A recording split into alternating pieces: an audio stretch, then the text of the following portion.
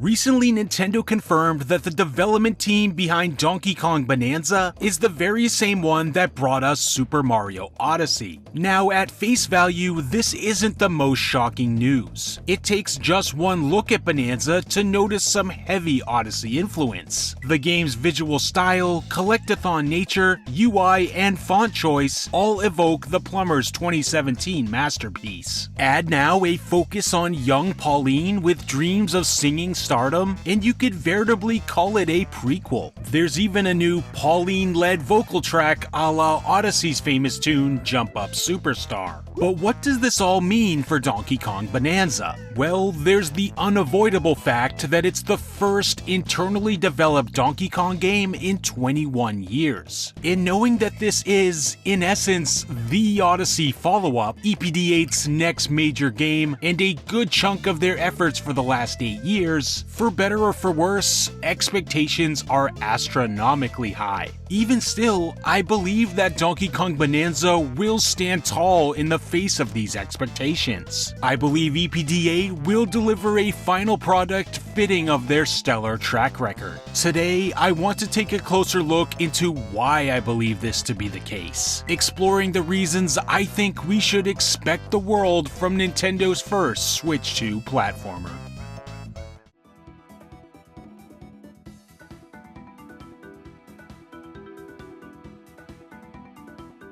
I think we all know about the destructible world at this point, but I think it's important to look below the surface at what this actually means. One not so obvious implication of DK destroying everything is its effect on the flow of gameplay. Say something like a glowing Banandium gem catches your eye off in the distance, and you decide to make DK destroy an entire cliffside in order to reach it. While doing this, there's a high chance that you'll notice something else as a result of your destruction. Maybe breaking that part of the wall helps you find a hidden fossil, or better yet, it allows you to drop down to a hidden underground area beneath the cliff to continue digging below. The game's director calls this the continuity of destruction, and mentions in interviews how this sort of gameplay informs a lot of the level design. The development team found destruction to be such an important feature that they created a fully 3D modeled map screen that keeps track of whatever DK decides to smash. This should tell you all you need to know about the extent to which levels were designed to account for destruction. With any sort of obstacle that's placed on the surface, they had to 1. Allow you to pass it the normal way without smashing everything, but crucially 2. Deal with the fact that most walls or floors can also be taken out to create new and completely different routes to a solution. And remember, each piece of terrain in the world has its own physical properties too. This makes the entire system even deeper. We've already seen this with the explosive bomb rock, which DK can rip chunks of to use as a destruction tool. Mud and sand can be stuck to walls to create impromptu platforms, and you can even go as far as to sticking a bunch together to create a bridge or long overhang. We've even seen this mysterious rainbow material that creates a colorful path and gives DK the ability to glide. With this wide variety of tools, it's easy to see how Bananza will offer the player a giant sandbox and a great deal of freedom to experiment. And if one of the best parts of Odyssey is its giant sandbox levels and wide range of traversal options, it seems to me like DK will be taking things even further.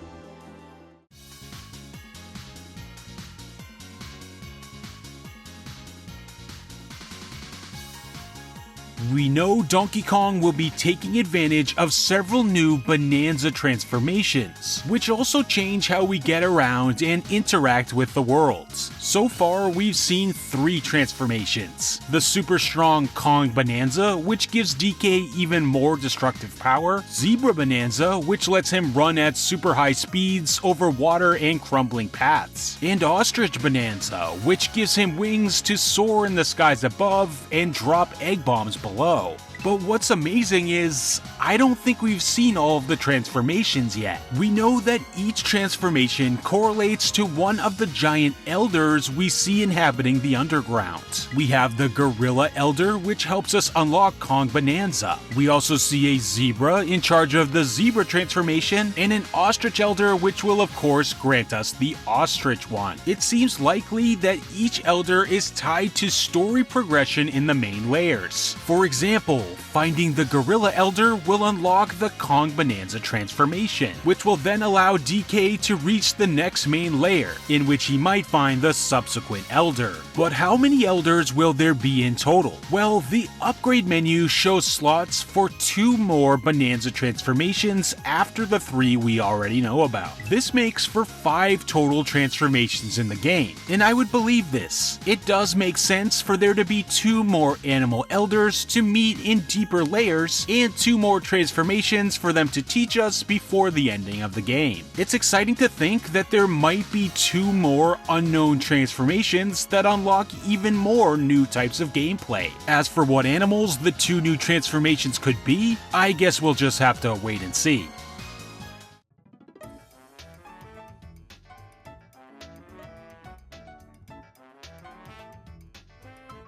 Throughout Bananza, we'll be building up a stronger and stronger moveset as we progress and collect more Banandium gems. Upgrades are done via this skill tree menu, and we'll be able to both upgrade existing abilities and unlock some brand new ones, like the Turf Surf we see here. Even the various outfits we've seen DK and Pauline change into are not strictly cosmetic. Many of them have gameplay benefits, like granting increased swimming speed or sonar range. I certainly didn't expect Bananza to have these kinds of RPG elements, but the fact that it does make gameplay that much more customizable to player preferences. In Odyssey, for example, Mario has pretty much the same toolkit throughout the entire game. Any expanded capabilities are limited to what's around him to capture. Bananza, on the other hand, will let the player have more influence on the experience, letting us choose which skills we want to prioritize. By the time the endgame rolls around, we'll have a much more powerful upgraded Donkey Kong. It's interesting to think about how the game's challenge might scale to this. Will players be breezing through the endgame due to having a much more capable DK, or will the challenges rise to meet DK's stronger abilities and expanded toolkit? Difficulty level in relation to the upgrade system is actually mentioned in a recent developer interview. The producer mentions one area he's particularly proud of: the flexibility in difficulty Donkey Kong Bananza manages to provide. While newer players might prioritize more basic upgrades, like an increased life meter for survivability, more experienced players might choose more exciting upgrades, like a new skill or ability leading to deeper gameplay. Also, things like assist mode and 2-player co-op are there to help new players, while the optional time challenge stages provide a depth of content for experienced players and completionists. Donkey Kong Bananza has found a way to please both new players and veterans, as Nintendo games often do. It's doing an incredible job in an area a lot of games ignore, appealing to all audiences.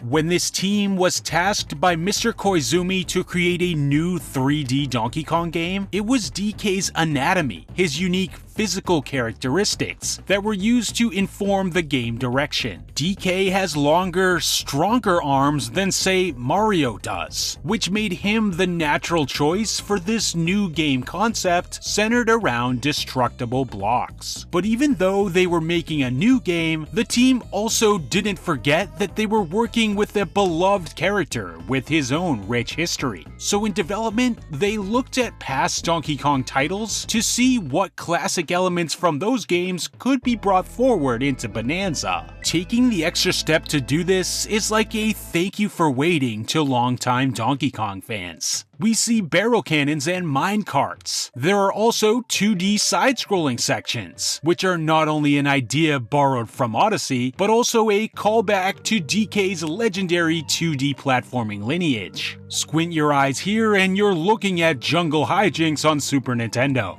There are callbacks to Donkey Kong's history no matter where you look, like this iconic red scaffolding that's of course referencing arcade Donkey Kong. And much of Bananza's music is clearly inspired by past titles from across the series. But the producer mentions how they didn't just want to rely on nostalgia alone. And that's clear with everything new being brought to the table. Beyond callbacks, I'm excited to see how Bananza evolves the Donkey Kong franchise too. Think about Odyssey and how that game brought Pauline to the forefront of the Mario universe. As a result, she's in nearly every spin-off, and is now the co-star of Donkey Kong Bananza. Is it crazy to think that Bananza might help introduce the next 3D Mario title, just as Odyssey seems to help introduce it? Whether it's through a new character, a bit of lore, or even an ending that explicitly teases Mario, it's the sort of thing I'm starting to believe is possible. With a new Mario movie due out in a year's time, and a holiday season coming that will put more Switch 2 consoles into the hands of children and adults alike, Donkey Kong Bananza plus a September Direct reveal at Mario's 40th anniversary could be a great rollout for the next game. But of course, that's all wild speculation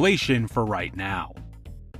After going the full Switch generation without a new Donkey Kong game, seeing him now get this type of treatment feels so good. I've pondered for the better part of a decade about why we had to go all the way back to Wii U for our last all-new game in the Donkey Kong franchise. So I'm not gonna lie, I got a bit emotional during that direct, seeing all that Bananza has to offer. It's been a long time coming, and I'm so happy that that time is here. Let me know in the comments if you feel the same.